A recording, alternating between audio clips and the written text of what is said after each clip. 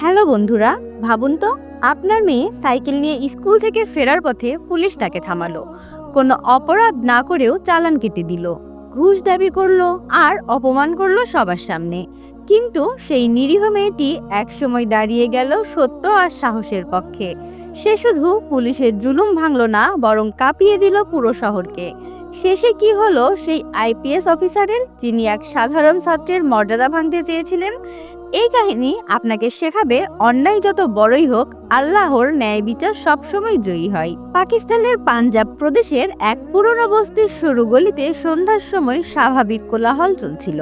সবজি বিক্রেতারা হাঁক ডাক দিচ্ছিল, বাচ্চারা খেলছিল আর মহিলারা দোকানপাটে কেনাকাটা করছিল। এই কোলাহলের মাঝে এক রোগা পাতলা মেয়েকে দেখা গেল, তার পুরনো সাইকেল চালিয়ে ফিরছে। সে ছিল জারিয়া বিনতে ফাতিমা, মাত্র 17 বছরের এক ছাত্রী, যার স্বপ্ন ছিল এই ছোট্ট বস্তির দেয়ালের চেয়েও অনেক বড়। তার বাবা বহু বছর আগে ইন্তেকাল করেছিলেন। সংসারের ভার এসে পড়েছিলেন তার মা ফাতিমার ওপর। মা দিন রাত মহল্লার মহিলাদের কাপড় সেলাই করে সংসার চালাতেন। সেদিন স্কুল থেকে ফিরে ঘামে ভিজে গিয়েছিল জারিয়া, তবুও তার চোখে মুখে এক অদম্য দৃঢ়তা জ্বলজ্বল করছিল। সাইকেল বাড়ির দেয়ালে ঠেকিয়ে ভেতরে ঢুকে সে ডেকে উঠল, আম্মি, আজ আবার পুলিশওয়ালারা আমাকে থামিয়েছিল। ফাতিমা সেলাই মেশিন থেকে চোখ তুলে বিস্মিত স্বরে বললেন, কেন মেয়ে, তারা কি বলল? জারিয়া শান্ত কণ্ঠে বলল, থানার কাছে দাঁড়ানোর দুজন পুলিশ ব্যঙ্গ করে বলল, এই সাইকেল তোমার নয়, তোমরা চুরি করো। তারপর হাসতে হাসতে বলল, পড়াশোনা করছো বলে কি হলো, রাস্তায় চলতেও আলাদা পারমিট লাগে। শেষে আমার সাইকেলের চালান কেটে দিল।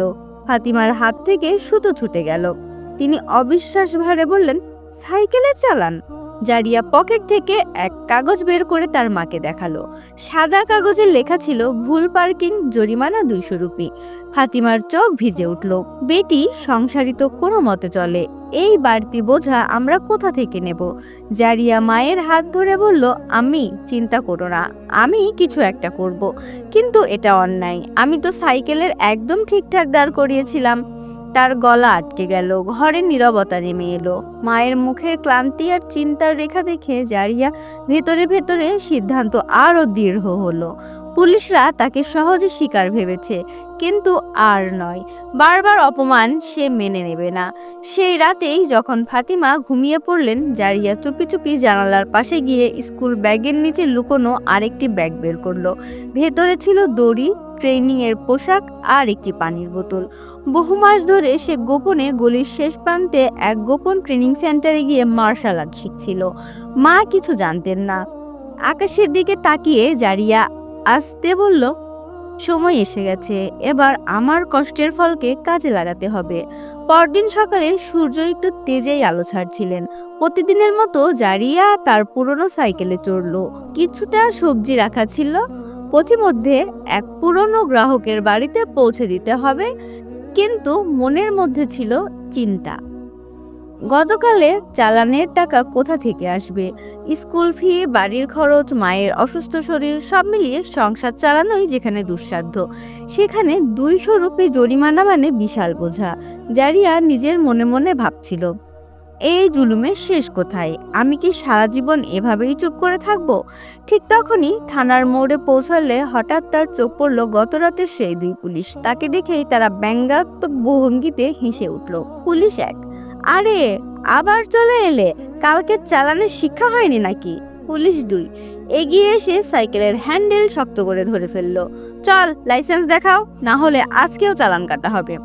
জারিয়া গভীর শ্বাস নিয়ে শান্ত কণ্ঠে বলল, সাহেব, সাইকেল চালাতে কোনো লাইসেন্স লাগে না, আমি স্কুলের ছাত্রী, আমাকে যেতে দিন। পুলিশেরা একে অপরের দিকে তাকিয়ে হো হো করে হেসে উঠল। বাহ, মনে হচ্ছে আইন শাস্ত্রে মাস্টার্স হয়ে গেছে। কালই তো তোমার মায়ের সেলাইয়ের টাকায় চালান কেটেছিলাম, আজ আবার বের করব? তাদের কটূক্তি শুনে চারপাশে দাঁড়ানো পথচারীরা থমকে দাঁড়ালো। ভিড়ের ভেতর থেকে এক রোগা পটলা যুবক সামনে এগিয়ে এসেছে। 2 হাত শক্ত দ্রুত করে এক হাতে পুলিশের লাঠি আঁকড়ে ধরেছে সে। পুলিশের মুখে রাগের ছাপ, ভিড়ের চোখে বিস্ময়ের ছায়া। সাব ইন্সপেক্টর নাসির খলিল ক্ষিপ্ত কণ্ঠে গর্জে উঠল, কে তুই? পুলিশের কাছে হস্তক্ষেপ করার সাহস হলো? যুবক বিন্দুমাত্র ভয় না পেয়ে দৃঢ় গলায় বলল, আমার নাম আহম্মদ, এতক্ষণ ধরে সব দেখছিলাম। আজ যদি আমি চুপ করে থাকি, কাল আমার বোনকেও তোমরা এভাবেই অত্যাচার করবে। ভিড় থেকে চাপা করতালি ভেসে এলো। সবাই বুঝলো জারিয়া একা নয়। জারিয়া বিস্মিত হয়ে তাকালো, এই তো সেই তরুণ যাকে সে এর আগে মোবাইল দিয়ে ভিডিও করতে দেখেছিল। আজ সে আর লুকিয়ে নেই, খোলাখুলি দাঁড়িয়ে গেছে। পুলিশ 2 দাঁত ঘষে বলল, বেশ বড় সাহসী মনে হচ্ছে, ধরো একে।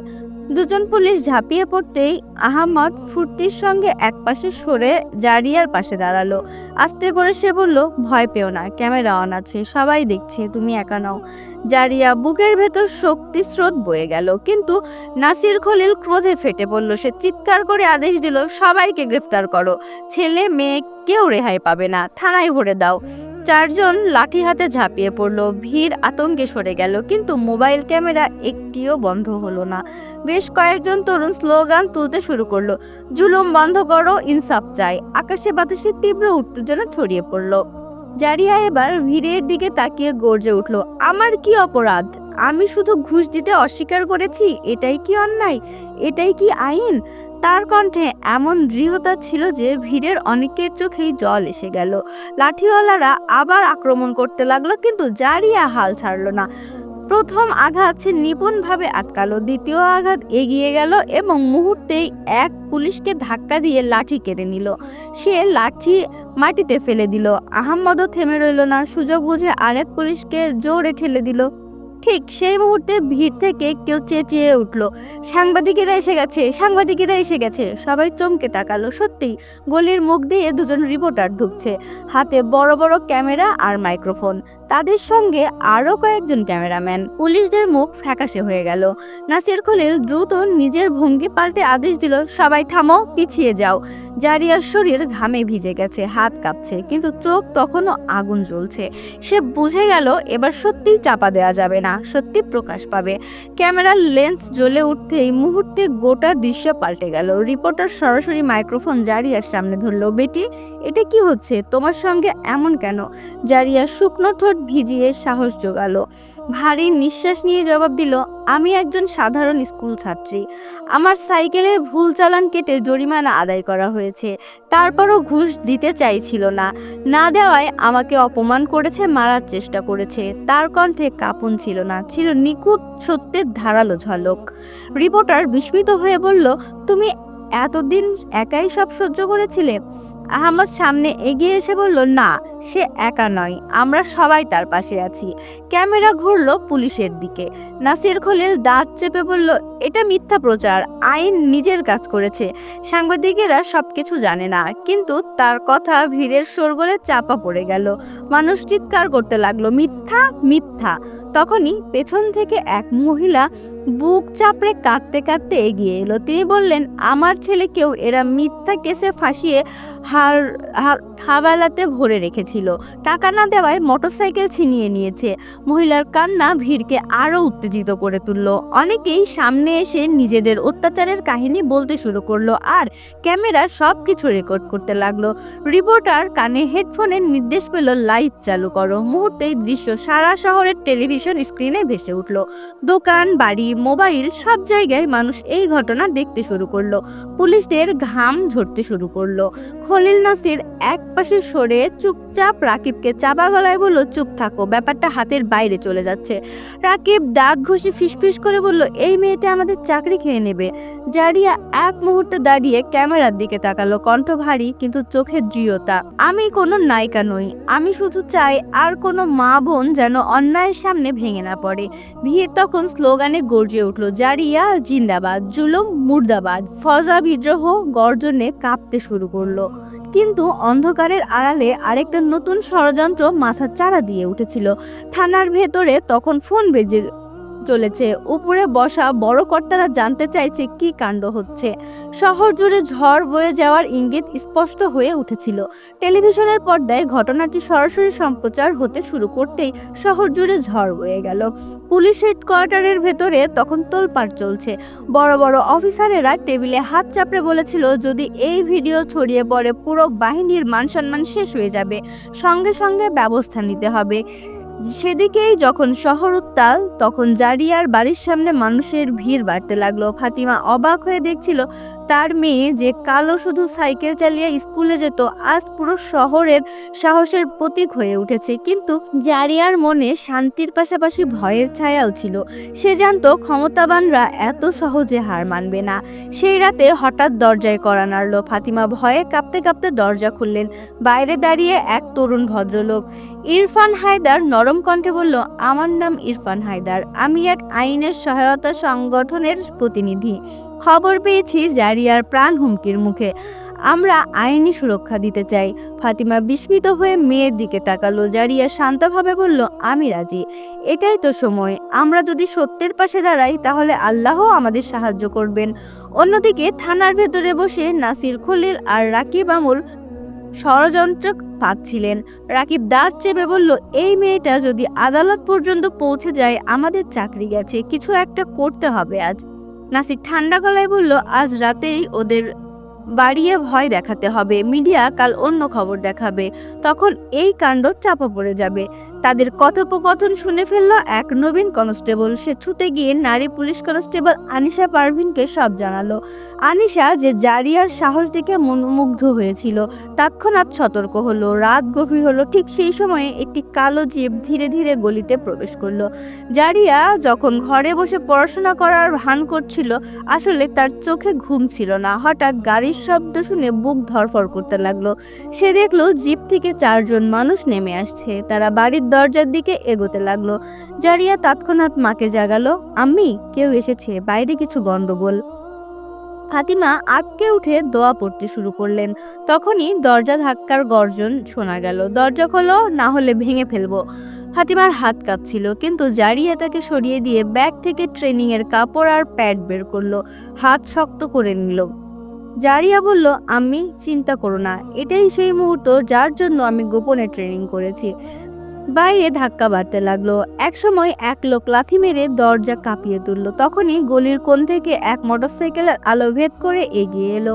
শব্দে সবার দৃষ্টি সেদিকে ঘুরলো। জারিয়া জানালেন, তাকিয়ে চমকে গেল আহমদ বাইকে চড়ে এসেছে। হাতে মোবাইল ফোন তুলে সে উচ্চস্বরে বলল, সাবধান, সবকিছু রেকর্ড হচ্ছে, যদি এক পা ভেতরে ঢুকাও কাল পুরো দেশ জানবে। এদিকে মহল্লার অন্য ঘরগুলো জানালা খুলে গেল। পুরুষ, মহিলা, বাচ্চা সবাই বেরিয়ে এলো। একজন উচ্চস্বরে চিৎকার দিয়ে উঠল, আমরা সবাই সাক্ষী, যদি জারিয়ার ক্ষতি হয় আমরা প্রতিবাদে রাস্তায় নামবো। জিপ থেকে নামা লোকগুলো কয়েক মুহূর্ত থেমে গেল। তাদের মুখে অস্বস্তি ফুটে উঠল। একজন বিড়বিড় করে বলল, এই মেয়েটা আমাদের জন্য বিপদ হয়ে উঠেছে, বড় সাহেবদের কাছে রিপোর্ট দিতে হবে। তারা দ্রুত জিপে উঠে অন্ধকারে মিলিয়ে গেল। জারিয়া ঘামে ভিজে মাটিতে বসে পড়ল। ফাতিমা ছুটে এসে মেয়েকে বুকে জড়িয়ে ধরলেন, কিন্তু দুজনেই জানতেন এটা শুধু একটি যুদ্ধ জেতা, মূল লড়াই এখনো সামনে। ভোরের আলো যখন ধীরে ধীরে বস্তির ওপর ছড়িয়ে পড়লো, তখন আগের ঘটনা যেন সবার মুখে মুখে ঘুরতে লাগলো। জারিয়া দরজার কাছে দাঁড়িয়ে সাইকেলের হ্যান্ডেল আঁকড়ে ধরলো। বাইরে বেরিয়েই মানুষের করতালি আর স্লোগানে ফজা গম গম করে উঠলো, জারিয়া বোন জিন্দাবাদ, জুলুম মুর্দাবাদ। কিন্তু এদিকে পুলিশ সদর দপ্তরে টান টান উত্তেজনা। বড় অফিসারেরা জরুরি বৈঠকে বসেছে।